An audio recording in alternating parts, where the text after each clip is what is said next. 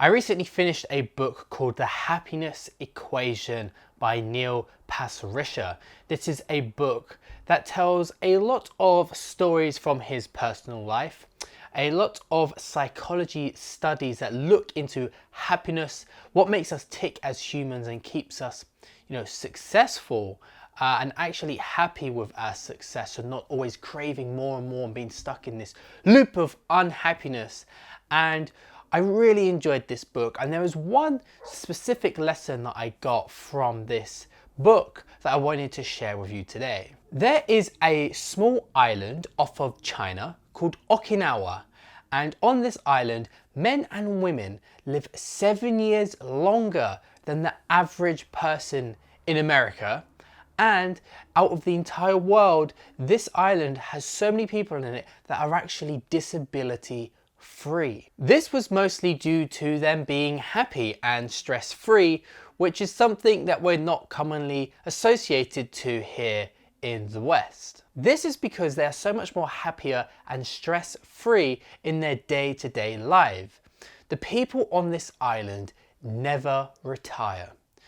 No matter what age they get to, they will not just retire and slow down, commonly like we do here in the West, in Western Europe and in the USA. You get to around to 65 and you start to retire, and you slow down and you leave your job and you kind of have that time to be free and do whatever it is that you like to do and you've wished that you could do your entire life whilst you've been stuck in the corporate machine, as it were. Researchers from National Geographic studied what helps them live so long. One thing they discovered was something called Ikigai.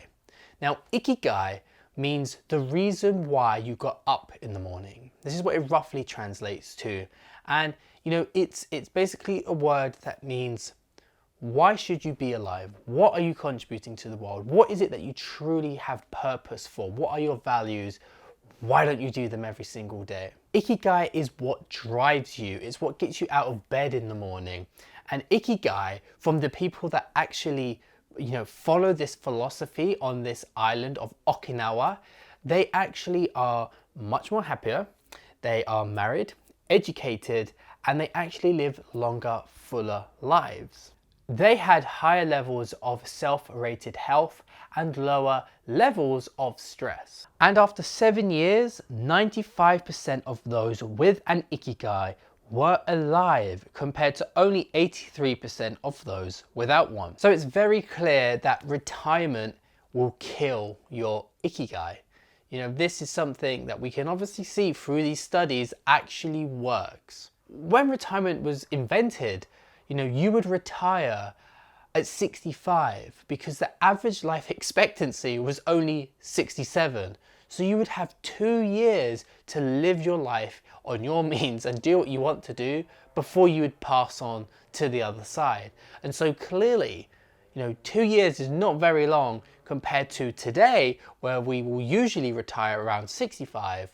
And we're now pushing in the Western culture, due to science and technology, we're now pushing 85 years average life expectancy. So now we have 20 years of nothing. It's 20 years for us to do whatever we like, but most people don't come at this huge period of time with an Ikigai of having a purpose that they want to accomplish. That could be starting a charity or joining a charity. It could be looking after your family. It could be starting a side business. It could be simply wanting to have the best garden that you can make. It could be something so simple and as small as that. Having an Ikigai is something that I think that we should also have as young people. I'm a long way off from retirement, but I feel like in your spare time, you should always have something that you like to do, that you can pour yourself into and be happy. Because I think that the chemicals that are released in your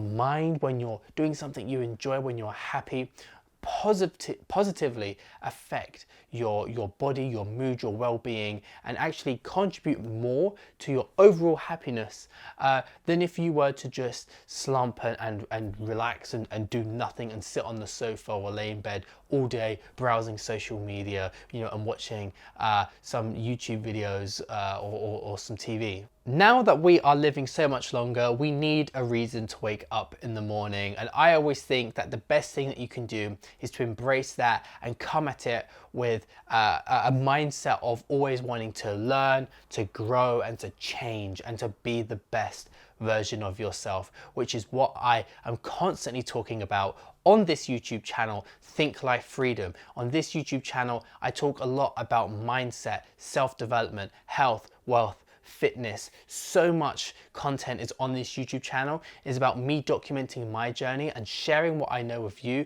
and stuff that I've learned from books and courses and just lessons of life, kind of like what I'm doing right now. And so, you know, go ahead and check out some of the other videos on this YouTube channel if you found this video interesting.